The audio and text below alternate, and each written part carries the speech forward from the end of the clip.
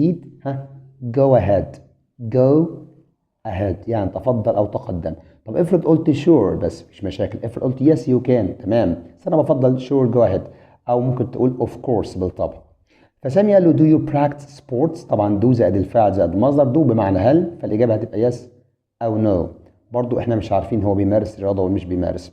هنلاقي برضو عمر هنا نقط، وبعد كده سامي رجع سأله سؤال تاني وفي نقط، وعمر قال له I play volleyball I play volleyball بلعب كرة طائرة، يبقى فوق هو طبعا بيلعب رياضة أو بيمارس رياضة، فهيقول له yes ويعمل عملية المقص. ما تنساش تاخد معاك مقص وانت رايح الامتحان طبعا. I'm joking أنا بهزر طبعا. you هتيجي هنا وهتتحول إلى I تمام، وهجيب do هنا yes I do.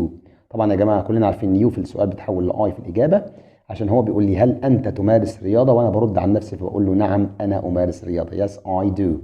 سامي سأله سؤال، ناخد بالنا برضو من النقط ونبص في الآخر يا ترى فول ستوب نقطة